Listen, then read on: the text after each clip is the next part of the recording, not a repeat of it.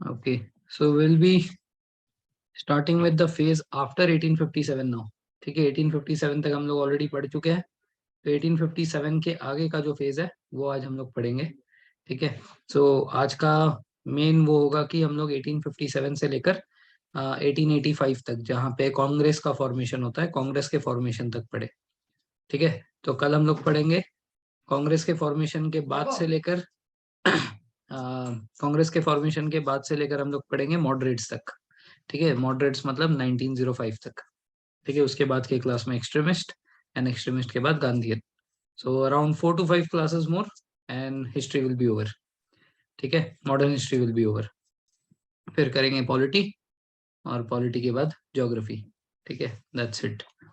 So nationalism in India after 1857. So what are the causes, what is nationalism, everything we'll see. So basically nationalism, ये जो spirit है, ये दुनिया भर में स्टार्ट हुई थी फ्रेंच रेवोल्यूशन से। ठीक है ना। सो फ्रेंच रेवोल्यूशन जो है, फ्रेंच रेवोल्यूशन का पीरियड था 1789 से 1799 के बीच में। यहाँ पे जो है, यहाँ पे स्पिरिट ऑफ नेशनलिज्म बनी थी। अब इस कॉन्टेक्स्ट में what is the meaning of nationalism, and what is the difference between nationalism and patriotism, और इवन क्या कोई डिफरेंस है भी नेशनलिज्म और पेट्रियोटिज्म में, वो भी बताइए। Is there any difference between nationalism and patriotism? If there is, then what is the difference? And nationalism का मतलब क्या?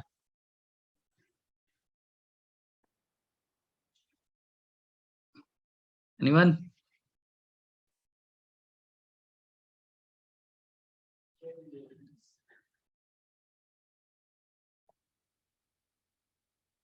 Anyone? No? Okay. Patriotism is after freedom. Patriotism is after freedom मतलब almost same. अच्छा, I think it's same. Okay. Nationalism feeling is for a single nation, and patriotism multiple nation. जैसे मैं India के लिए भी पेट्रियोटिक फीलिंग रखता हूँ, पाकिस्तान के लिए भी रखता हूँ, श्रीलंका के लिए भी रखता हूँ, ऐसा।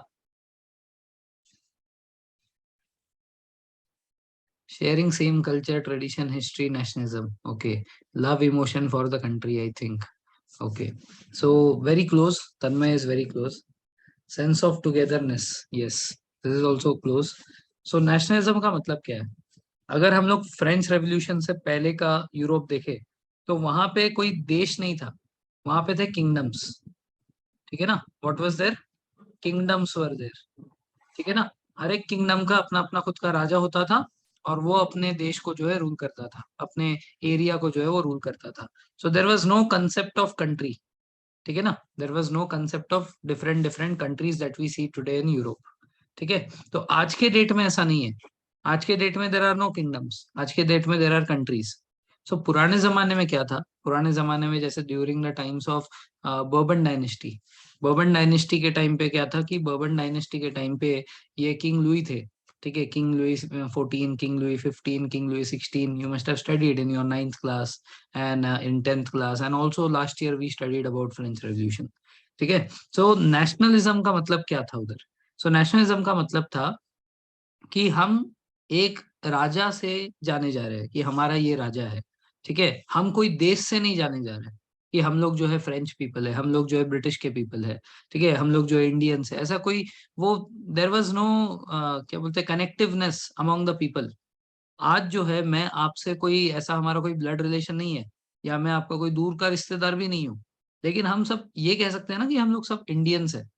सो this is the spirit of nationalism. ठीक है, the feeling of bonding, the feeling of togetherness. ठीक है ना। तो ये इंडिया में भी तो नहीं था। अगर आप इंडिया की बात करो, तो इंडिया में क्या है कि everything starts and ends with Bengal. ठीक है ना। अगर हम लोग रिलीजियस रिफॉर्म्स देखें, बंगाल में हुआ। ठीक है, अगर कैपिटल की बात करें, बंगाल में हुआ। कोई भी नई चीज बंगाल में बनती। वैसे ही महाराष्ट्र में जो है, बॉम्बे को जो है बहुत ज्यादा प्रेफरेंस दिया गया था, because it was one of the क्या बोलते हैं, 3 प्रेसिडेंसीज में से। ठीक है, सिमिलरली साउथ में जो है मद्रास। ठीक है ना। So people in India were also not United. People in India were also divided into their सब टाइप्स। ठीक है, हम लोग जो है मद्रास के हैं, हम लोग जो है केरला के हैं, हम जो है मराठी है, ठीक है, हम जो है बंगाली है, ठीक है, हम जो है राजस्थानी है। So this thing was there. In fact अभी भी ये थोड़े बहुत उसमें तो है ही। ठीक है ना, जब तक आप देश के अंदर हो तो हम पूछते रहते तू कहाँ से है, नॉर्थ का है क्या, साउथ का है क्या, ये सब चलता है। लेकिन जैसे आप देश के बाहर जाते हो, you go to USA and there you find someone who is Indian, then no matter वो कहाँ का है, आप हो सकते हो नॉर्थ के, वो हो सकता है साउथ का, लेकिन क्या है कि इंडियन मिल गया तो खुशी होती है ना। तो हम लोग नेशनलिज्म दिखाते देश से बाहर जाके, और देश के अंदर रहते रहते क्या है कि हमारे बीच में कम्युनलिज्म रहता है। ठीक है, तो यहाँ पे क्या है कि इंडिया में पहली बार ये स्पिरिट ऑफ नेशनलिज्म आने वाला है। ठीक है, कि ये जो कलेक्टिव फीलिंग है कि हमें जो है, हम लोग सारे एक देशवासी है। ठीक है, we are all one, we are not different, we are not of different culture, different tradition, different languages, ठीक है, डिफरेंट रिलीजियन, ऐसे नहीं है हम लोग सब एक है। ये जो चीज है ये इंडिया में एक बार 1857 का रिवॉल्ट हुआ, उसके बाद सारे लोगों को समझ में आने लगा। वो भी एक साथ सबको नहीं समझ में आया। ठीक है, there were certain class of people who first realised कि हमारे देश में जो है नेशनलिज्म की कमी है, इसीलिए जो है इतने सालों से ये लोग हमें रूल किए जा रहे हैं। एक बार ये नेशनलिज्म आ गया, एक बार हमें पता चला हम सब इंडियन से और हमें इंडिया के लिए फाइट करना है, हमें इंडिया की इंडिपेंडेंस के लिए लड़ना है, तब जाके हमें जो है आजादी मिलेगी। सो ये वो नेशनलिज्म की बात हो रही है जहाँ पे एक टुगेदरनेस, जहाँ पे एक bond between one person and another form होने वाली है। ठीक है ना, वेरएस पेट्रियोटिज्म इज कि अब देश है, अब देश के लिए प्रेम होना चाहिए। सो एक है कि जिसमें देश ही नहीं है। ठीक है ना, different different people, different different culture, वो सारे हैं। तो nationalism is a spirit where we feel the connectiveness. ठीक है, where we are connected to each other.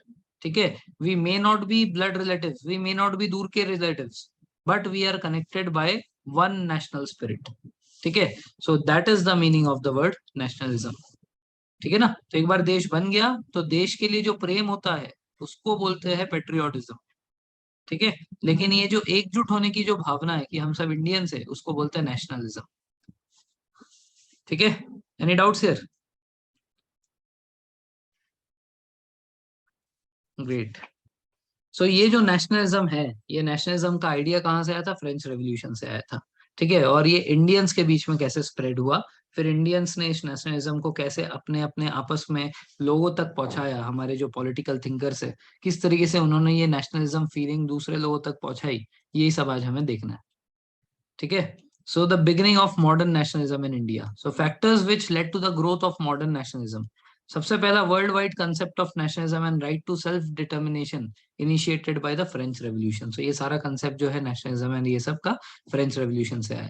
Then India में रेनेसांस मूवमेंट हुआ था, है ना। So we have already studied this renaissance movement, जिसमें प्योरिफिकेशन किया गया था हर एक रिलीजियस के अंदर। ठीक है, फिर उसमें भी हमने देखा ना, जैसे अगर हम लोग महाराष्ट्र की बात करें, तो इन महाराष्ट्र ज्योतिबा फुले ने क्या बनाया था? What was the movement launched by Jyotiba Phule? Satya Shodhak समाज। ठीक है, तो सत्य शोधक समाज में क्या था?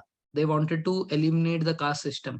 ठीक है ना, ये चाहते थे कि बर्थ से रिलेटेड ये सारे जो कास्ट सिस्टम वगैरह ये सब हट जाए। ठीक है, तो ये एक तरीके से यही हुआ ना, कि हम लोग सारे के सारे जो है लोग ये कास्ट क्रीड इन सब से ऊपर उठकर एक देश के उसमें बनना चाह रहे हैं। ठीक है ना, तो एक तरीके से वो नेशनलिज्म की तरफ ही बढ़ रहा था। ठीक है, सो इंडियन रेनेसांस हुआ, जिसमें भी हमने देखा कि ये जो कास्टिज्म था और ये सबको रिमूवल करने की बात हुई थी। ठीक है, चाहे वो ब्रह्मो समाज हो, ठीक है, चाहे वो सत्य शोधक समाज हो, चाहे वो कोई दूसरा समाज हो जैसे आर्य समाज हो। ठीक है, इन सब में एक ही बात कॉमन बोली गई है कि हमें जो है ये जाति धर्म इन सब के ऊपर उठकर हर इंसान को जो है एक भावना से देखना है। ठीक है, अब हो सकता है वो रिलीजियस एंगल से हो, जैसे कि ये बोलता है क्या बोलते हैं हमारे रामकृष्ण मिशन क्या बोलता है कि हमें जो है लोगों के बीच में भेदभाव नहीं करना चाहिए। उसका रीजन क्या देता है कि सभी के अंदर परमात्मा है। चाहे रीजन कुछ भी हो, पॉलिटिकल हो, रिलीजियस हो, कुछ भी हो, लेकिन भावना क्या है? भावना एकजुट होने की है।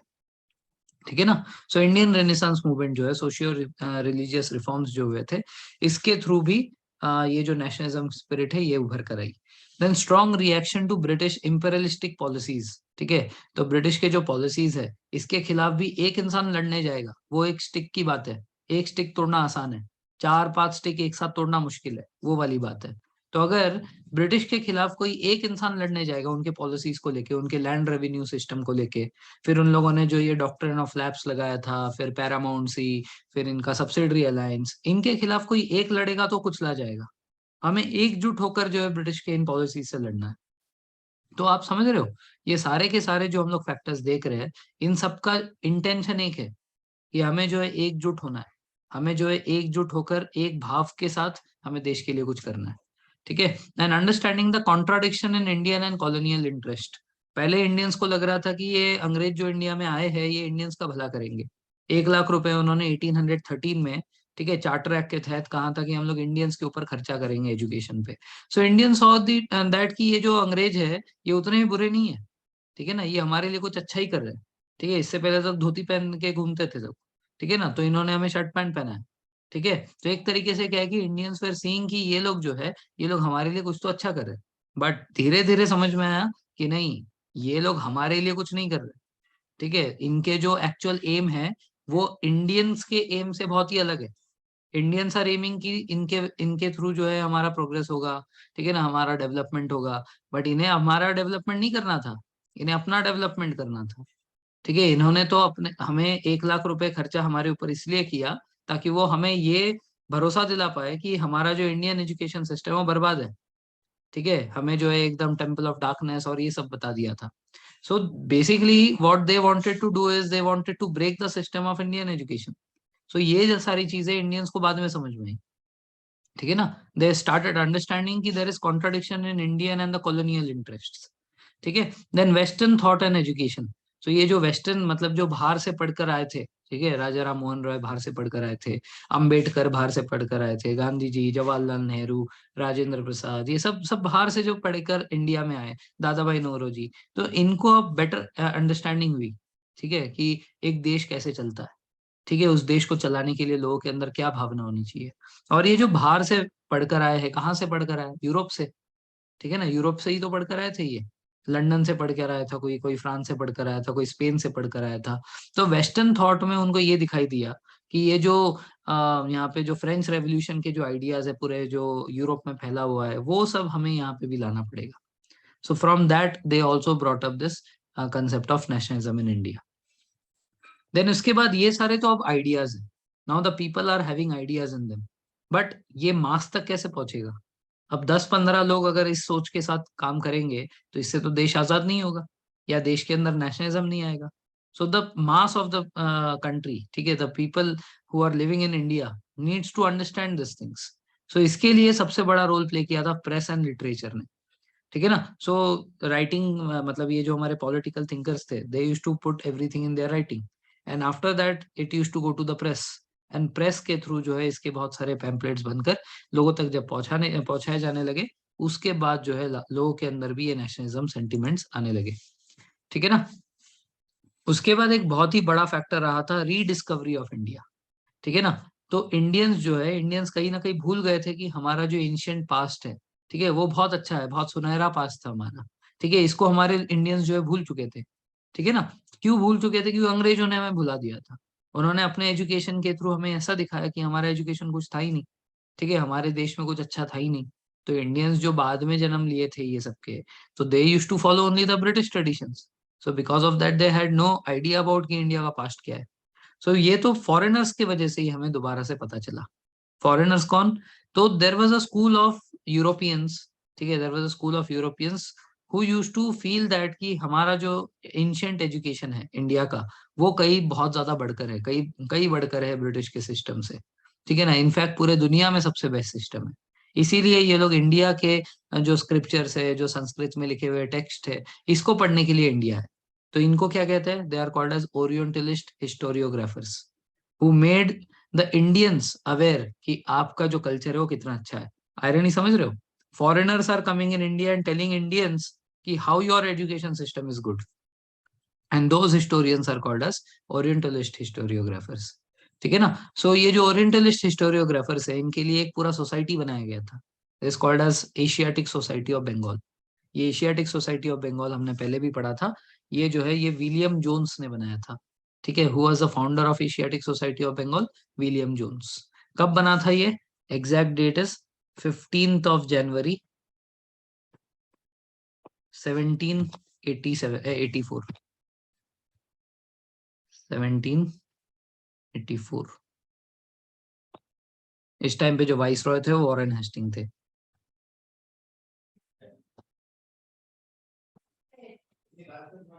ठीक है ना। और ये हमने वॉरेन हेस्टिंग के उसी में पढ़ा था कि during the times of Warren Hasting this Asiatic Society of Bengal was formed. And किसने फॉर्म किया था? विलियम जोन्स ने। कौन से ईयर में? 1784 में। ठीक है ना। तो 84 के कौन से डेट पे? 15 जनवरी। याद रखने में कोई दिक्कत नहीं होनी चाहिए। This day is important for something else. 15 January, yes, army day. ठीक है ना। तो फाउंडेड बाय विलियम जोन्स 15 जनवरी 1784। ठीक है ना। तो अब इस स्कूल ऑफ थॉट, ठीक है, ये जो ओरिएंटलिस्ट हिस्टोरियोग्राफर्स है, इसमें कौन कौन थे? इसमें कुछ नोटेबल पर्सन थे। मैक्स मुलर, ठीक है, मोनियर विलियम्स, ठीक है, रॉथ एंड सेसून। ठीक है। तो ये सारे जो लोग थे, ये सारे हमारे इंपॉर्टेंट ओरिएंटलिस्ट हिस्टोरियोग्राफर्स है। अब इसमें जो मैक्स मुलर है ये सबसे इंपॉर्टेंट है। मैक्स मुलर का क्वेश्चन कई बार आता है। तो ये जो मैक्स मुलर थे ये क्या थे? ये एक जर्मन थे। ठीक है। अब मैक्स मुलर को इंडिया क्यों भेजा गया था? Originally why was Max Muller sent to India? ठीक है। तो ओरिजिनली इसलिए भेजा गया था क्योंकि यूरोपियंस चाहते थे कि इंडिया जाए, क्योंकि इसको संस्कृत पहले से आती थी। ठीक है। He was a great scholar इन संस्कृत। तो ये इंडिया जाए, इंडिया जाके जितने भी संस्कृत बुक्स है ना, उन सबको जो है वो इंग्लिश में ट्रांसलेट करे या कोई रीजनल लैंग्वेज में ट्रांसलेट करे। ठीक है ना। इससे कि क्या है कि जब आम जनता, क्योंकि आम जनता को संस्कृत पढ़ना नहीं आता, तो जब ये इसको इंग्लिश में ट्रांसलेट करके देगा, तो उसको पढ़ने वाला जो है, उसको पढ़ने से ये लगना चाहिए कि इंडिया का जो ये इंडिया का जो पुराण है, इंडिया के जो स्क्रिप्चर्स है, ये एकदम फालतू है। तो मैक्स मुलर को बोला था कि आप जब इसको ट्रांसलेट करोगे, make sure that you translate in such a way that Indian should feel ashamed of their own texts. ठीक है ना। सो मैक्स मुलर मान गया था। मैक्स मुलर बोला ठीक है, आपका काम हो जाएगा। जब इसने खुद आकर हमारे संस्कृत टेक्स्ट पढ़े, हमारा पुराण पढ़ा, तो बोला यार तो गलत बात है कि मैं जो है ये यूरोपियंस के बातों के चक्कर में आकर अगर यहाँ पे मैंने उल्टा सीधा लिख दिया, तो हिस्ट्री में मुझे कोसा जाएगा आगे जाके। हिस्ट्री में जो है मैक्स मुलर की बदनामी होगी। ठीक है ना। तो ही थॉट कि नहीं, मुझे ये काम नहीं करना चाहिए। मैं अगर इसको ट्रांसलेट करूंगा तो पूरी शिद्दत के साथ करूंगा, पूरी क्या बोलते हैं, I will be very honest with my work. ठीक है। I will be true to what I do. I will not write anything which is not actually true. ठीक है। तो इसको भेजा गया था कि आप संस्कृत से ट्रांसलेट करो इंडियन स्क्रिप्चर्स को, सो दैट उसको पढ़ने वाले को लगे कि इंडिया का जो ये जो पूरा टेक्स्ट था, ठीक है, जो इतने भी हमारे एंशियंट टेक्स्ट थे, एकदम बकवास थे। इसलिए भेजा गया था इसको। बट जब ये आकर इसने जब हमारे ऋग्वेदा को पढ़ा, ठीक है, इसने हितोपदेश को पढ़ा, so he was very touch with that. So he translated them in their original sense. तो this also help to inspire the nationalist sentiments. Indians को तो ये लगता था कि हमारा एजुकेशन कुछ अच्छा है ही नहीं। जब ये सब पढ़ते थे तो इनको लगने लगा कि हाँ भाई, हमारे इंडियन टेक्स्ट में भी, हमारे एंशियंट स्क्रिप्चर्स में भी जान है। ठीक है, दे आर एक्चुअली गुड। ठीक है। Then he also translated the Sanskrit text Hitopadesha into German. ठीक है। ये जो मैक्स मुलर है, ये चाहता था हितोपदेश जो है, इसके उपदेश को जर्मन में भी भेजा जाए। उनके लोग, वो लोग तो संस्कृत नहीं पढ़ पाएंगे, तो वो जो है इसको जर्मन में ट्रांसलेट करके उसने भेजा। अब ये हित उपदेश है क्या? हित, हित का मतलब क्या? हिंदी में हम बोलते हैं ना कि हम कोई काम कर रहे हैं तो हम लोग देश के हित में कर रहे हैं। ठीक है। तो हित मतलब क्या? What is the meaning of the word हित? प्रॉफिट, इंटरेस्ट, वी कैन, हाँ, भला। ठीक है ना। We are doing it in the interest of the country, है ना। हक नहीं, ठीक है, देश के भला के लिए कर रहे हैं। ठीक है, ऐसा। ठीक है। मतलब towards the interest of the country कर रहे हैं, उसका मतलब होता है हित। अब उपदेश का मतलब क्या होता है? किसी को उपदेश देना। मैं आपको कोई उपदेश दे रहा हूँ, मतलब क्या? इंस्ट्रक्शन, एडवाइस, हाँ, advice basically, not order, advice. ठीक है। तो हित उपदेश, तो ये हित उपदेश किसने किसको दिया था? भगवान कृष्णा ने अर्जुन को दिया था, है ना, during the time of Mahabharata. ठीक है, जो कि गीता बनी बेसिकली। ठीक है, इन दोनों का जो कन्वर्सेशन है। So whatever advice Lord Krishna had given to Arjun, they are all called as Hitopadesha. तो ये जो है हितोपदेश को जो है ये जर्मनी में जर्मन भाषा में ट्रांसलेट करते हैं ताकि वहां के लोग पढ़ पाए। ठीक है ना। तो इसका जो इंग्लिश ट्रांसलेशन है हितोपदेश का, ठीक है, तो उसके ऊपर देखो यहाँ पे क्या लिखा है, लक्ष्मी नारायण नमः। ठीक है, प्रणाम, प्रणाम से नमा नहीं। ठीक है, तो लक्ष्मी नारायण, इसमें क्या है कि ये जो आई है, इनको ऐसे कर दिया है जानबूझ के, so that it is not very clearly evident कि ये भगवान के उससे रिलेटेड है। ठीक है ना, इंडियंस तो समझ जाएंगे। तो this the building that you can see on the left hand side, ये वो बिल्डिंग है जहाँ पे एशियाटिक सोसाइटी आज भी एग्जिस्ट करता है। ठीक है, तो आज तो ये बेसिकली एक लाइब्रेरी टाइप का बन गया है, यहाँ पे बहुत सारी किताबें, जिसको पढ़ना है वो जाता है और वो वहां से पढ़ के आ जाता है। ठीक है, सो ये जो है एशियाटिक सोसाइटी ऑफ बंगाल का बिल्डिंग है। ठीक है, ये है Max Muller on the right, और ये है विलियम जोन्स। ठीक है, जिसने ये ओरिएंटलिस्ट हिस्टोरियोग्राफर्स के लिए ये एशियाटिक सोसाइटी ऑफ बंगाल बनाया था। Right, so far so good. कि why did the nationalism spirit start in और स्प्रेड इन इंडिया?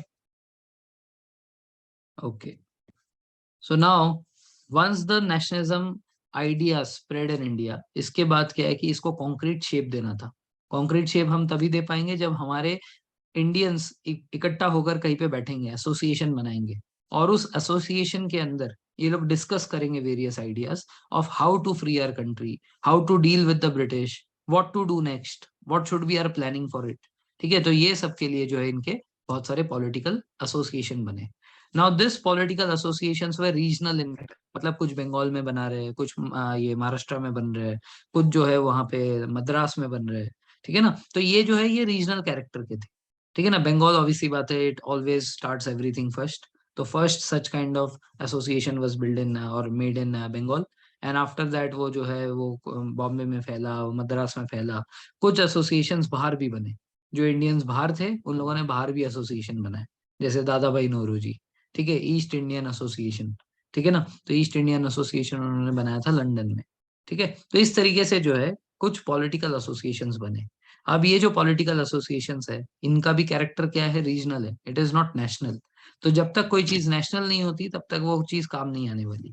बट कम से कम शुरुआत तो हुई। ठीक है, इसके बाद नेशनल भी बनेगा। ठीक है, अभी जो है कांग्रेस से पहले, इंडियन नेशनल कांग्रेस जो कि एक नेशनल पार्टी थी, उससे पहले कुछ छोटे छोटे पॉलिटिकल पार्टीज या एसोसिएशंस बने थे। तो ये भी एग्जाम में डायरेक्टली पूछे जाएंगे कि ये वाला एसोसिएशन, ये मैच द फॉलोइंग में आ जाएगा। ठीक है, मैच द फॉलोइंग दो टाइप के आएंगे, या तो आपको जो है ऑर्गेनाइजेशन का नाम दिया होगा, उसका प्लेस के साथ उसको मैच करना होगा, ये है पहला। दूसरा है ऑर्गेनाइजेशन का नाम दिया होगा और उसके फाउंडर के साथ मैच करना होगा। तो हमें यहाँ पे तीन चीजों पे ध्यान रखना है, नाम, उसका लोकेशन और उसके फाउंडर। ठीक है, तो दिस इज इंपॉर्टेंट। ठीक है, so most of the political parties or associations in the early half of the 19th century were dominated by the wealthy and the aristocratic elements. So as we saw, ये जो ब्रह्मो समाज था, ब्रह्मो समाज भी जब बना था स्टार्टिंग में, ठीक है, राजा राम मोहन रॉय ने जब बनाया था, तो उसमें कौन लोग थे? उसमें सारे अर्बन लोग थे, कैलकाटा सिटी के लोग थे, और वो भी जो पढ़े लिखे थे, है ना। तो ये जो पढ़े लिखे जो लोग थे, वो लोग वहां पे जो वेल्दी एरिस्टोक्रेटिक लोग थे, वही लोगों ने जो है यहाँ पे भी पॉलिटिकल पार्टीज पहले बनाई। They were local and regional in character. ठीक है, इसका जो नेचर था वो लोकल एंड रीजनल था। ठीक है, through long petitions to the British parliament most of their demands were, ठीक है, एक तो एडमिनिस्ट्रेटिव रिफॉर्म चाहिए था। ये जो पॉलिटिकल एसोसिएशन बन रहे हैं ओवरऑल, जितने भी है, इंडिया में है, बाहर है, जो भी है, इनका ओवरऑल डिमांड क्या था? ये चाहते थे कुछ एडमिनिस्ट्रेटिव रिफॉर्म्स हो। अंग्रेजों का जो एडमिनिस्ट्रेटिव सारा सेटअप है, उसमें कोई इंडियंस थे ही नहीं, there was no much representation of the Indians. So उसमें जो है इंडियंस को जो है डाला जाए, तो एडमिनिस्ट्रेटिव रिफॉर्म्स हो। Association of Indian with the administration, ठीक है, तो उस एडमिनिस्ट्रेटिव रिफॉर्म में इंडियंस को जगह मिले, they should get representation. And spread of the education. तो ये सारे जो लोग हैं, ये लोग कौन है? ये वेल्दी लोग हैं। तो वेल्दी लोग अपने बच्चों को बाहर भेजते थे। तो ये मानते थे कि हम लोग तो किसी तरह अफोर्ड करके अपने बच्चों को बाहर भेज रहे हैं, बट आम जनता का क्या होगा? आम जनता तो हर हर कोई तो लंदन जाकर पढ़ाई नहीं कर सकता। सो इंडिया में जो है स्प्रेड ऑफ एजुकेशन होना चाहिए। तो ये अंग्रेजों के सामने इनकी मांगे थी। ठीक है ना, तो ये तीन मेन डिमांड्स थे, administrative reform, Indian association with administration, and spread of education. So for this the political association that were made in Bengal, सबसे पहला था द बोंगो भाषा परिशिखा सभा। बोंगो भाषा परिशिखा सभा। ठीक है ना, तो ये जो है ये 1836 में बना। नाउ इसके फाउंडर कौन है? Raja Ram Mohan Roy. If you remember, Raja Ram Mohan Roy कब गुजर गए थे? When did he die?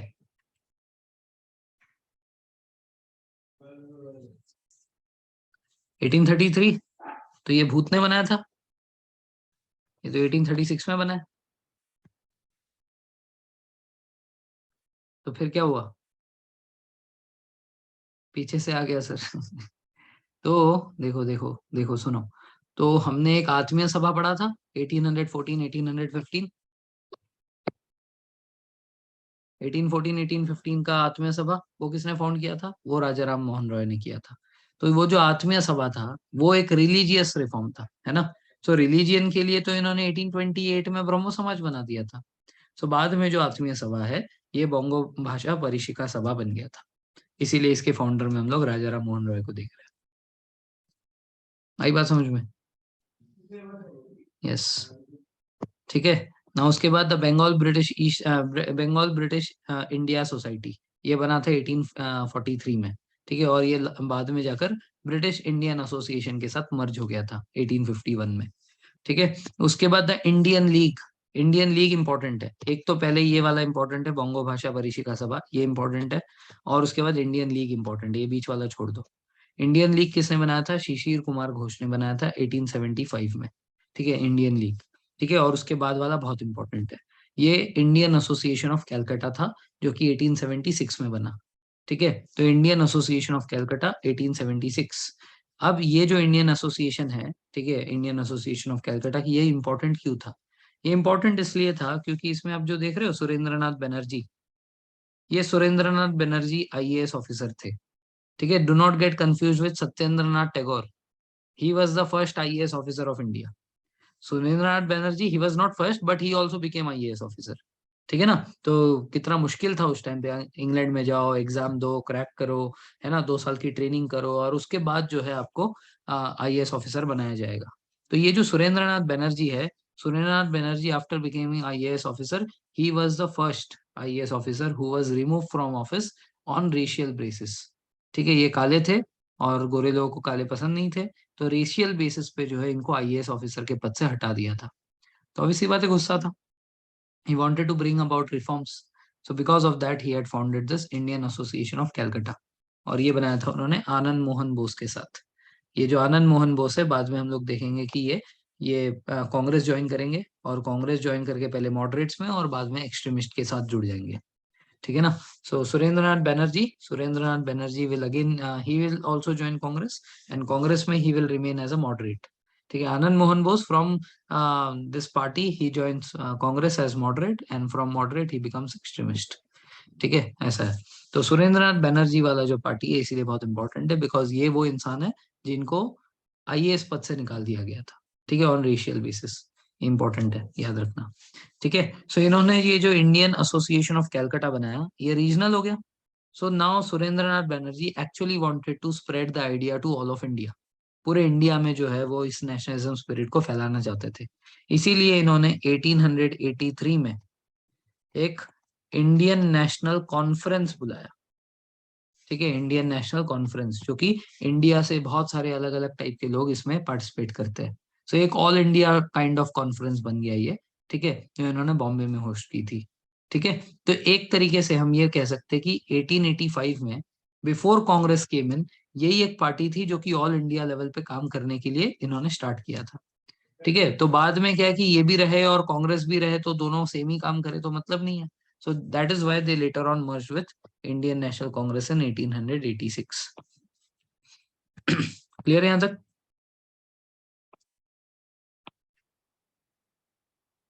Okay. Now next is political association in foreign land. Foreign land में भी कुछ हमारे पॉलिटिकल एसोसिएशंस बने थे, जैसे east India association. East India association के जो फाउंडर है, जैसे मैंने थोड़ी देर पहले बताया था, 1866 में लंदन में दादा भाई नौरोजी ने इसको बनाया था। ठीक है, ईस्ट इंडिया एसोसिएशन। ठीक है, ऐसे ही बॉम्बे में जो है पूना सार्वजनिक सभा। सो बॉम्बे मतलब आज का present day Maharashtra, eight that time Maharashtra did not exist. ठीक है ना, महाराष्ट्र नहीं था कुछ, बॉम्बे स्टेट था। तो जो बॉम्बे स्टेट है, बॉम्बे स्टेट में ये पूना सार्वजनिक सभा बना था, जो कि हमने कुछ दिन पहले ही पढ़ा था, महादेव गोविंद राव गोविंद रानाडे ने बनाया था। ठीक है, रानाडे ने एक और बनाया था, कौन सा था वो? Ranade the reformer, the lawyer. ठीक है, he was also justice of Bombay high court, ठीक है, लेजिस्लेटिव मेंबर थे। उसके बाद याद आ रहा है ऐसा कुछ, फाइनेंस कमेटी के मेंबर थे।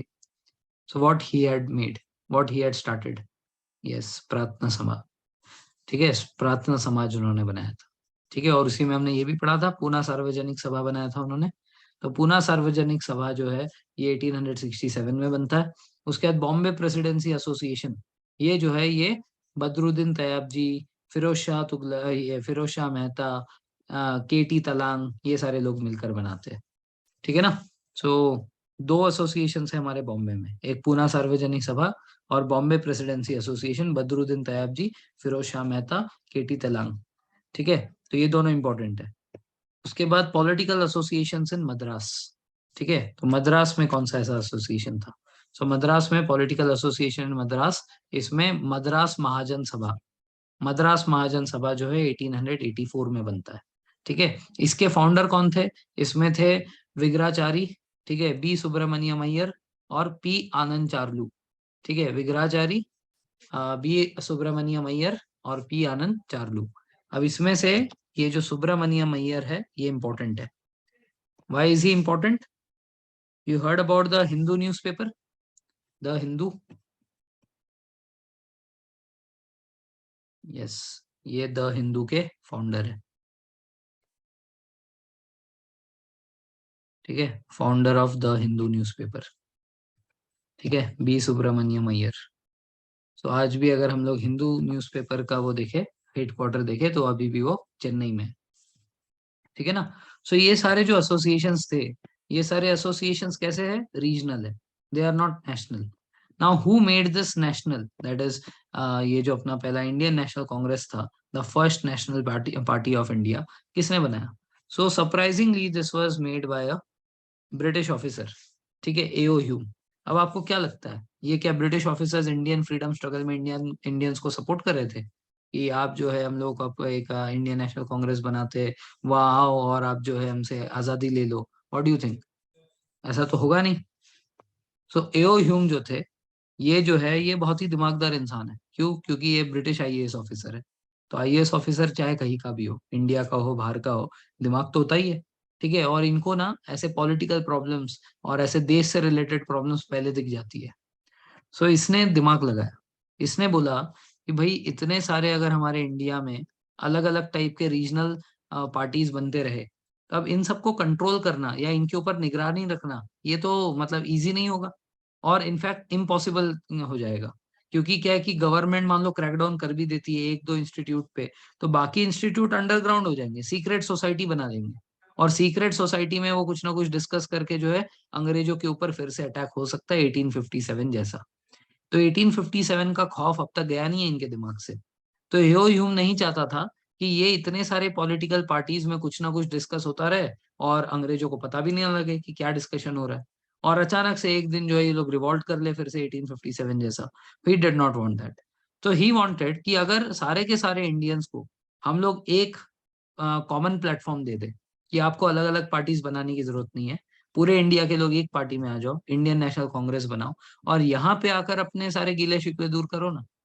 You bring in all kind of grievances, all kind of problems, all kind of whatever resentment you have, यहाँ पे आके निकालो। अब क्या है कि एक ही पार्टी होगी ना, तो उसके ऊपर क्या है कि कंट्रोल करना बहुत आसान हो जाएगा। ब्रिटिश उसको पूरा पूरे तरह से उसके ऊपर नजर रख पाएगी। ठीक है ना, उसमें क्या चल रहा है क्या नहीं चल रहा है, everything can be catered then. So it will not lead to 1857 like revolt, because अब उनको दिख जाएगा ना कि इंडियंस को ये प्रॉब्लम है, ये लोग आकर यहाँ पे ये डिस्कस कर रहे थे, now they already got to know, now they can take steps for that. यहाँ तो या तो वो इंडियंस को खुश करने के लिए जैसा कुछ कर देंगे कि इंडियंस जो है फिर से रिवॉल्ट ना करे, या तो क्या है कि वो पहले से ही प्रिपेयर रहेंगे ऐसे चीज के लिए। ठीक है ना। इसीलिए it was AO Hume who actually went and convince Dufferin, Lord Dufferin थे उस टाइम पे हमारे वाइस रॉय, तो डफरिन को उन्होंने कन्विंस किया कि क्यों हमें जो है इनको परमिशन देनी चाहिए एक कॉमन प्लेटफॉर्म बनाने की। डफरिन तो पहले बोला ये पागल है क्या, हम क्यों उनको प्लेटफॉर्म देने लगे? ठीक है, ये अपना अपना बना रहे हो ठीक है, बट हम लोग क्या है कि अपन हिट विकेट थोड़ी होंगे, हम लोग इनको एक कॉन्फ्रेंस बनाने देने के लिए। ठीक है ना। सो बट ही कन्विंस्ड कि this will act as a safety valve. So what is safety valve theory? दिख रहा है ये Congress, a safety valve theory. So what is safety valve? After the 1857 Sipahi mutiny, the British did not want any such revolt again. Hence, A.O. Hume came up with the idea of INC. Okay, in this way, the discontent Indians will have a place of releasing their discontent, which can be monitored by the British. In this way, it will not lead to 1857 like revolt. They can control it in a better way. समझ में आ रही कांग्रेस क्यों बना? अब ये कब बना? ठीक है, क्यों बना तो समझ में आ गया। कब बना? ये बना 28 दिसंबर 1885। ठीक है, ये कब बना? 28 दिसंबर 1885 के दिन बना। ठीक है, और तब से लेकर 15 अगस्त 1947 जब तक इंडिया का इंडिपेंडेंस नहीं हुआ, ये वन ऑफ द लार्जेस्ट, ठीक है, और एक तरीके से आप बोल सकते हो मोस्ट प्रोमिनेंट पॉलिटिकल पार्टी था। ठीक है, largest and most prominent political party from 1885 until 1947। ठीक है, और ये आज भी चल रहा है। ठीक है, तो Indian National Congress was the largest and prominent Indian public organisation and central and defining influence on the Indian independence movement. तो इसका जो फर्स्ट सेशन होता है, अब कांग्रेस का गठन हो गया, कांग्रेस बन गया। कांग्रेस कब बना? 1885 के 28 दिसंबर। तो 28 दिसंबर को इसकी फर्स्ट मीटिंग होती है। अब इसमें से क्वेश्चंस क्या क्या आते हैं? ठीक है, मोस्टली इसके कुछ ही क्वेश्चंस आते हैं, जैसे कि ये कब बना था? 1885 में। इसने बनाया एलन ऑक्टेवियम ह्यूम, एओ ह्यूम ने। ठीक है, ये एक रिटायर्ड ब्रिटिश सिविल सर्वेंट थे। ठीक है, इसके फाउंडिंग मेंबर्स और कौन कौन थे? एओ ह्यूम ने तो बनवाया, ठीक है, दादा भाई नौरोजी और दिनशॉ वार्चा। ठीक है, तो ये जो है, ये दादा भाई नौरोजी और दिनशॉ वाचा जो है, ये दोनों इसके मेन फाउंडिंग मेंबर्स रहे थे, जो एकदम स्टार्टिंग डे पे थे। अब जो इसका फर्स्ट सेशन होता है इसका गुरुदास तेजपाल संस्कृत कॉलेज बॉम्बे में। अब ये एक ही बार ऐसा क्वेश्चन आया सीडीएस में कि एग्जैक्ट लोकेशन इन बॉम्बे पूछा गया। दो ऑप्शन थे उसमें बॉम्बे की। ठीक है, और दो ऑप्शन तो हमेशा ही एलिमिनेट हो जाते हैं, तो बॉम्बे के ही दो ऑप्शन दिए थे, तो इसीलिए इसमें मैंने डाल दिया। बट जनरली नहीं आता, जनरली ये गुरुदास तेजपाल संस्कृत कॉलेज इंपॉर्टेंट नहीं है। पहला सेशन कहाँ हुआ था? बॉम्बे में हुआ था। कब हुआ था? 28 दिसंबर 1885 में हुआ था। तो दिस इज इंपॉर्टेंट, बट फिर भी एक बार आ गया है तो मैंने डाल दिया नोट्स में। ठीक है, now first session of INC was presided by W C Banerjee या वोमेश चंद्र बैनर्जी। ठीक है, और ये जो सेशन हुआ था इसमें 72 डेलीगेट्स थे। 72 delegates had attended this session. ठीक है, तो इनका एक ग्रुप फोटो भी है, ये देखो ऐसा। ठीक है, इसमें कोई पहचाना नहीं जा रहा है, लेकिन सब हंस रहे हैं यहाँ पे। ठीक है, तो ये जो है, एक ही इंसान को मैं इसमें पहचान पाया था। ठीक है, हाँ, क्लास फोटो टाइप। ठीक है, ये जो है, ये है हमारे सुब्रमण्यम अय्यर। ठीक है, ये सुब्रमण्यम अय्यर है। हाँ, कुछ नीचे भी बैठे हैं। ठीक है, ये जो है, ये हमारे बदरुद्दीन तैयब जी है। ठीक है, ये सुब्रमण्यम अय्यर है। एक दो ही पहचान में आ रहे हैं, बाकी तो पहचान नहीं पा रहा मैं। ठीक है, so Indian National Congress formed in 1885 by Alan Octavian Hume, a retired civil servant. ठीक है, other founding members include Dadabhai Naoroji and Dinshaw Varcha. The first session of INC held at Gokul Das Tejpal Sanskrit College in Bombay. हाँ, अब ये भी question आता है कि ये सेशन बॉम्बे में नहीं होने वाला था पहले, तो ये कहाँ होने वाला था और क्यों नहीं हुआ? ठीक है ना, सो ये हुआ कहाँ पे? बॉम्बे में हुआ, वो तो ठीक है। ये होने कहाँ वाला था? ठीक है, बॉम्बे में नहीं होने वाला था, ये होने वाला था पुणे में। तो ये पुणे में क्यों नहीं हुआ? ये पुणे में इसलिए नहीं हुआ क्योंकि 1885 के टाइम पे ये पुणे में जो है, यहाँ पे महामारी चल रही थी, प्लेग चल रहा था यहाँ पे। ठीक है ना, तो प्लेग की महामारी के कारण यहाँ पे वो नहीं हो पाया। ठीक है, epidemic of plague was going on. Clear है? Okay, so first session, W.C. Banerjee and 72 delegates. Viceroy at that time was Lord Dufferin, okay, who gave permission to Hume for the first session.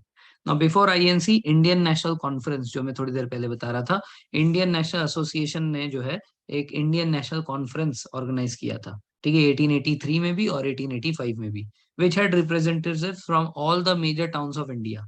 इसके founder कौन थे? Surendranath Banerjee and Anand Mohan Bose were the main architect of Indian National Conference. So later on, Indian National Association merged with INC in 1886. After the first session, the Congress session took place every year, generally in December, not particularly in December, but generally in December. ज्यादातर session आपको दिसंबर में ही दिखेंगे। ठीक है, मौसम अच्छा होता है ना इंडिया में उस टाइम पे, ना बहुत ज्यादा ठंडी ना बहुत ज्यादा गर्मी। ठीक है, तो अच्छा मौसम है, तो उस टाइम पे ये मिलते थे। बट ऐसा हम लोग कई बार देखेंगे, ये सेशन दिसंबर के अलावा भी दूसरे दूसरे टाइम में भी हो रहा है। कुछ अगस्त में हुए थे, कुछ अप्रैल में हुए थे, कुछ सितंबर में हुए थे। ठीक है ना, बट दिसंबर में भी मतलब दिसंबर में ही काफी सारे मीटिंग्स हुए थे। सेफ्टी वॉल थियरी तो मैंने बता दिया, ये क्लास फोटो भी देख लिया हमने। ठीक है, now sessions of Indian National Congress. सारे सेशंस ऑब्वियसली बात है नहीं पढ़ पाएंगे, टोटल 55 56 कुछ सेशंस है, तो इतने तो अपने को याद नहीं होंगे। ठीक है, कौन कहाँ कैसे, कौन प्रेसिडेंट, इतने याद नहीं होंगे। तो हमें क्या क्या याद रखना है, बहुत इंपॉर्टेंट वाले। ठीक है, जैसे कि पहले 4 सेशन बहुत इंपॉर्टेंट है। पहला हुआ था बॉम्बे में, डब्ल्यू सी बनर्जी। इसमें ऑब्जेक्टिव्स ऑफ कांग्रेस डिस्कस किया गया, 72 डेलीगेट्स आए थे, ये तो नहीं भूलेंगे अभी। और इसका एग्जैक्ट डेट भी इंपॉर्टेंट है, 28 दिसंबर से स्टार्ट हुआ था ये। ठीक है, तो बाकी सबके एग्जैक्ट डेट से याद रखने की जरूरत नहीं है, पहला है इसलिए याद रख रहे हैं। 1885 बॉम्बे, डब्ल्यू सी बनर्जी। और इसमें ऑब्जेक्टिव्स ऑफ कांग्रेस डिस्कस किया गया था। ये इंपॉर्टेंस में जो ये लिखा हुआ है ना, ये भी इसका इंपॉर्टेंट नहीं है, बहुत सारे ऐसे हैं जिसके इंपॉर्टेंट है, वो मैं बता दूंगा। ठीक है ना। सेकंड वाला जो है 1886, ये कैलकाटा में हुआ था। दादा भाई नौरोजी ने इसको प्रिसाइड किया था, ही वॉज द प्रेसिडेंट। एंड इसमें मर्जर हुआ था इंडियन नेशनल कॉन्फ्रेंस या इंडियन नेशनल एसोसिएशन का विथ आईएनसी, इसलिए ये इंपॉर्टेंट है। ठीक है ना। नेक्स्ट दो, ये इसीलिए इंपॉर्टेंट है क्योंकि इसमें कुछ फर्स्ट फर्स्ट की बात आएगी। जैसे 1887 में मद्रास सेशन हुआ था, यहाँ पे बदरुद्दीन तैयब जी, सैयद भाई बदरुद्दीन तैयब जी जो है, ये फर्स्ट मुस्लिम प्रेसिडेंट बने थे। ठीक है, तो as he was the first Muslim president, that is important. ठीक है ना। वैसे ही इलाहाबाद में जो है 1888 में George Yule, first English president या फर्स्ट यूरोपियन प्रेसिडेंट। ठीक है ना। तो इसीलिए पहले 4 इंपॉर्टेंट है। 85 बॉम्बे, डब्ल्यू सी बनर्जी। ठीक है, it was the first session, ठीक है, ऑफ आईएनसी। सेकेंड वाला जो हुआ था, डेट नहीं याद रखना है, वही तो बता रहा हूँ, सिर्फ पहले वाले का याद रखना है। ठीक है, क्योंकि वो स्टार्टिंग था, उसके बाद वाले के याद नहीं रखना, ईयर याद रखना है लेकिन। ठीक है, ईयर 85 86 87 88। ठीक है, 85 कहाँ हुआ था, बॉम्बे में। 86 कहाँ हुआ, कैलकाटा में। किसने प्रेसाइड किया, दादा भाई नौरोजी ने। 87 कहाँ हुआ, मद्रास में। किसने प्रेसाइड किया, बदरुद्दीन तैयब जी। ये इंपॉर्टेंट है, फर्स्ट मुस्लिम प्रेसिडेंट थे वो। ठीक है ना। उसके बाद इन्होंने अपील भी की थी दूसरे मुस्लिमों को कि वो इंडियन नेशनल लीडर्स के साथ जो है हाथ मिला ले। ठीक है ना। उसके बाद जॉर्ज यूल, ठीक है, ये फर्स्ट इंग्लिश प्रेसिडेंट बने। ठीक है ना। इसके बाद बहुत सारे इंपॉर्टेंट नहीं है। ठीक है, जैसे 89 बॉम्बे में हुआ था, इसमें सेकंड यूरोपियन बने थे। ठीक है, ये विलियम वेडबर्ग, बट ये वेडबर्न, ये इंपॉर्टेंट नहीं है। ठीक है, इसके बाद सीधे इंपॉर्टेंट है पुणे। ठीक है, 1895 पुणे। क्यों, क्योंकि इसमें ऐसा डिक्लेयर किया था मॉडरेट्स ने कि Congress only for educated class होगा, इसमें अनपढ़ गवार को कोई जगह नहीं मिलेगी, ये सिर्फ जो है सिर्फ और सिर्फ इसमें एजुकेटेड लोग आएंगे। ये बहुत बड़ी गलती की थी इन्होंने। ठीक है, गांधी जी ने ये गलती नहीं की थी। गांधी जी ये मानते थे कि जितना भीड़ उतना ज्यादा ताकत और उतना ज्यादा प्रेशर डाल सकते गवर्नमेंट के ऊपर। ठीक है, तो Gandhi ji understood the importance of the mass. ठीक है, and he was the mass leader. ठीक है, उन्होंने जो है अपने आप को ऐसा हीरो बनाया कि वो मास के अंदर जो है, मास के साथ जो है बहुत ज्यादा कनेक्ट हो पाए थे। ठीक है ना, आम जनता उनके साथ बहुत कनेक्ट कर पाती थी। ठीक है, और ये मास लीडर बनने के लिए ही उन्होंने अपने सारे कपड़े त्याग दिए थे और कुर्ता पहना, धोती पहना था। ठीक है, ताकि वो आम जनता के साथ जो है वो उनके साथ वो मिक्सअप हो पाए। ठीक है, तो Gandhi ji understood this rule but moderates could not understand.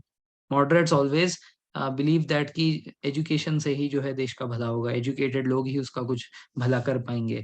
ठीक है, अनएजुकेटेड से कुछ नहीं होगा। तो ये जो है ये पुणे में डिस्कस किया था 1895 में, और इसके जो प्रेसिडेंट थे वो थे सुरेंद्र नाथ बनर्जी। ठीक है, इसके बाद Calcutta session of 1896 important, why, because Vande Mataram पहली बार गाया गया था। ठीक है, तो वंदे मातरम कैलकाटा सेशन 1896 इसमें गाया गया था, तो जिसके वजह से ये इंपॉर्टेंट है। ठीक है, तो देखो, national song Vande Mataram, national anthem Jana Gana मन, दोनों ही कैलकाटा सेशन में हुए थे। ठीक है ना, तो कैलकाटा सेशन ऑफ 1911 में national anthem that is Jana Gana मन गाया गया था, और कैलकाटा सेशन ऑफ 1896 में वंदे मातरम गाया गया था। इसके प्रेसिडेंट कौन थे, रहमतुल्लाह सयानी। ठीक है, रहमतुल्लाह सयानी जो है ये इसके प्रेसिडेंट रहे थे इसमें। ठीक है, जब ये वंदे मातरम गाया गया। वंदे मातरम किसने लिखा था, who had written Vande Mataram.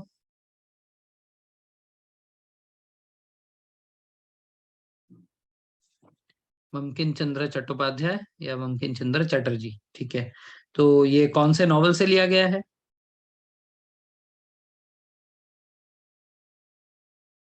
आनंद मठ, आनंद मठ कौन से रिवॉल्ट से कनेक्टेड है? सन्यासी रिवॉल्ट से कनेक्टेड है। ग्रेट। आनंद मठ के सिवाय इस रिवॉल्ट के ऊपर एक और नॉवल लिखी गई थी, वो कौन सी थी?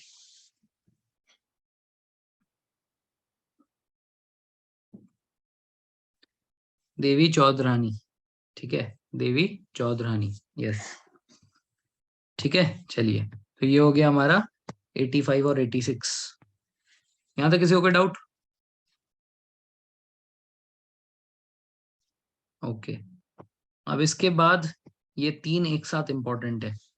ठीक है, 1905, 1906, 1907। 1905 हुआ था बनारस में।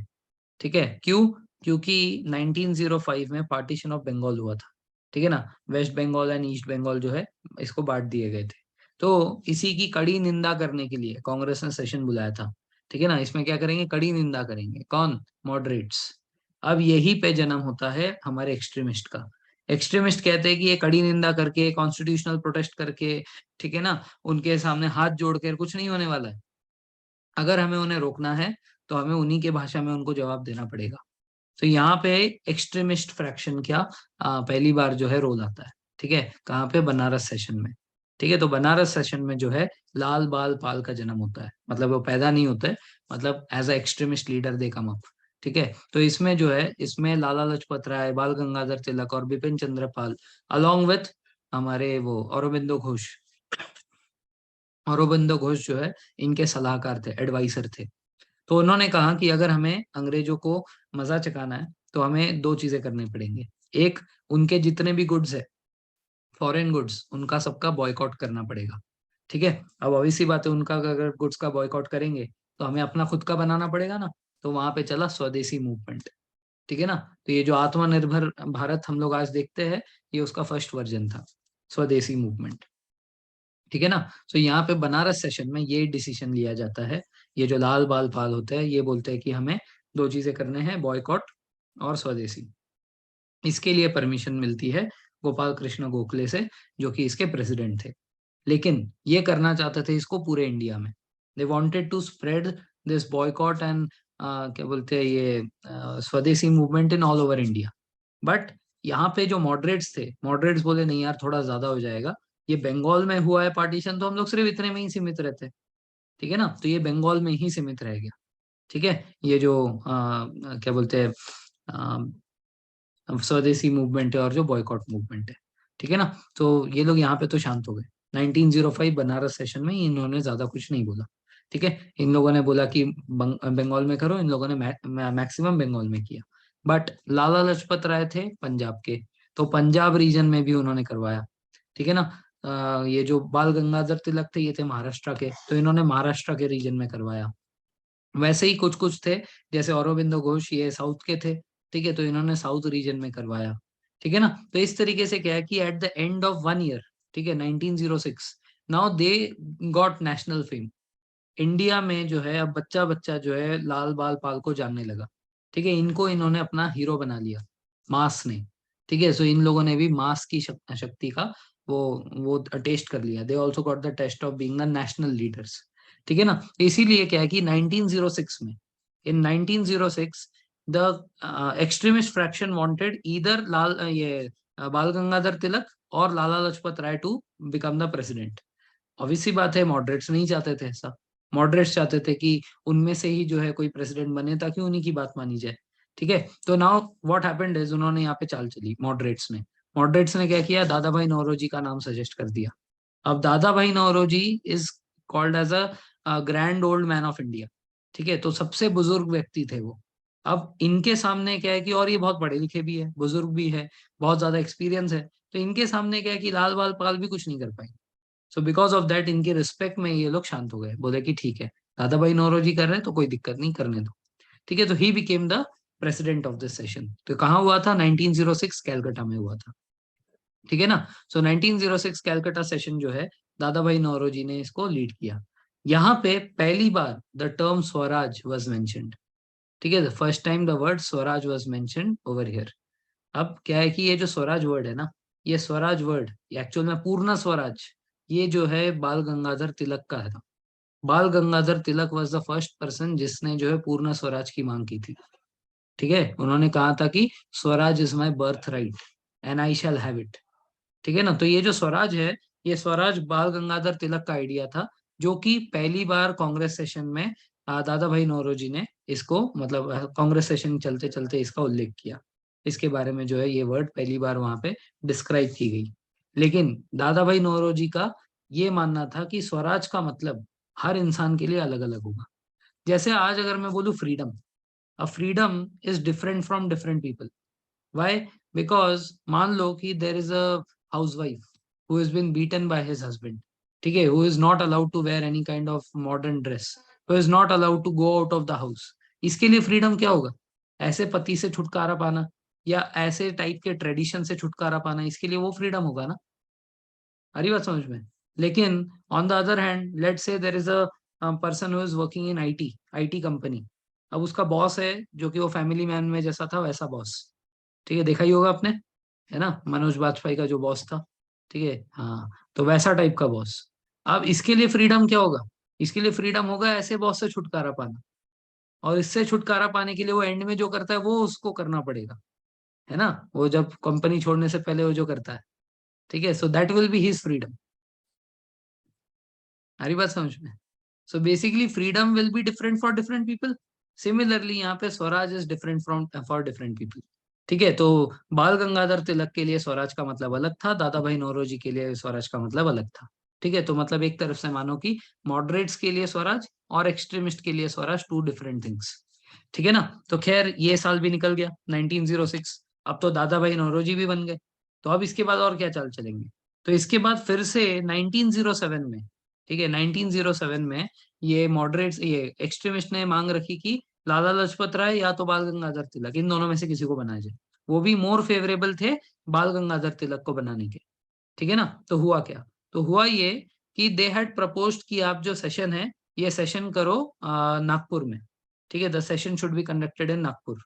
अब अगर नागपुर में करते, ठीक है, सो नागपुर कहाँ का रीजन है? Nagpur is a region of, उस टाइम पे, आज के डेट में तो महाराष्ट्र में आ रहा है, बट उस टाइम पे it was a region of Madhya Pradesh, central India का पार्ट था। ठीक है ना। तो अब क्या है कि कांग्रेस में ऐसा एक रूल था कि जो जिधर मतलब कोई अगर प्रेसिडेंट बनने वाला है, तो अगर उसके रीजन में कभी मीटिंग प्रेसाइड होगी तो वो प्रेसिडेंट नहीं बन सकता।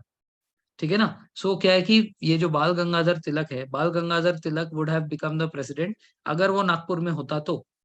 ठीक है ना। तो अभी मॉडरेट्स ने क्या किया? मॉडरेट्स ने बोला नहीं नहीं नहीं, हम लोग पूरे इंडिया में कर चुके हैं, सेंट्रल, नॉर्थ, ईस्ट, वेस्ट सब जगह कर चुके हैं, सिर्फ हमारा वेस्टर्न साइड जो है थोड़ा सा निग्लेक्टेड है। ठीक है, वेस्टर्न साइड में इसलिए करना चाहिए।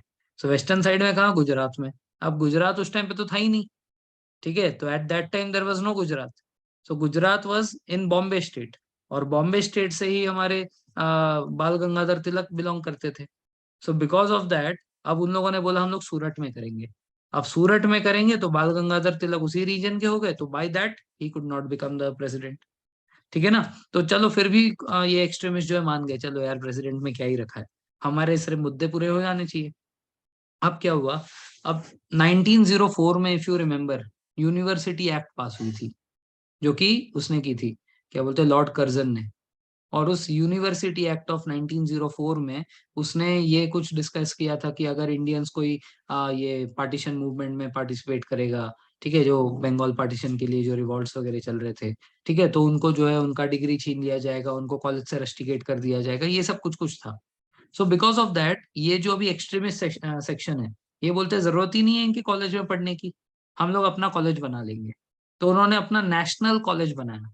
इस नेशनल कॉलेज के जो प्रिंसिपल थे वो औरोबिंदो घोष थे, जो इनके पॉलिटिकल गुरु है एक तरीके से। ठीक है ना। सो बाल गंगाधर तिलक ने इस सूरत सेशन में ये 3 पॉइंट रखे। क्या क्या 3 पॉइंट? एक, कि पूरा का पूरा जो ये बॉयकॉट मूवमेंट है, फिर स्वदेशी मूवमेंट है, इसको ऑल इंडिया बनाया जाए। ठीक है, तो ये जो है पूरा ऑल इंडिया मूवमेंट बन जाए। और तीसरा डिमांड ये था कि हम जो है अपना खुद का नेशनल कॉलेज बनाए, और हम लोग जो है ये इनके अंग्रेजों के कॉलेज में ना पढ़ाई करें। This were the demands.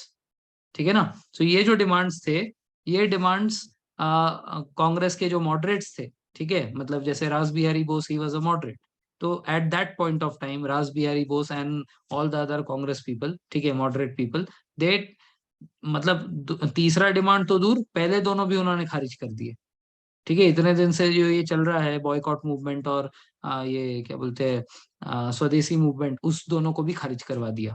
बोला कि यार 1905 में जो होना तो हो गया, अब 2 साल हो चुके हैं, छोड़ो उसको अब। ठीक है ना, छोड़ो ये सब, सब रद्द कर दिया उन्होंने। तीनों चीजें रद्द कर दी। तो अभी ऑब्वियसली बात है, गुस्सा आएगा ना। तो इस टाइम पे जो है मॉडरेट्स और एक्सट्रीमिस्ट के बीच में स्प्लिट हो गया। So this is called as the Surat split. इसीलिए ये सस्पेंड हो गया। आई बात समझ में? तो ये तीनों ईयर इंपॉर्टेंट है, 1905, 1906, 1907। एनी डाउट सो फार?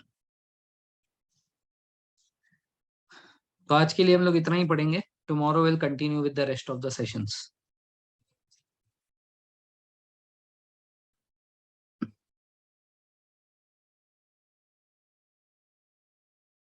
चलिए, धन्यवाद। गुड नाइट, जय हिंद।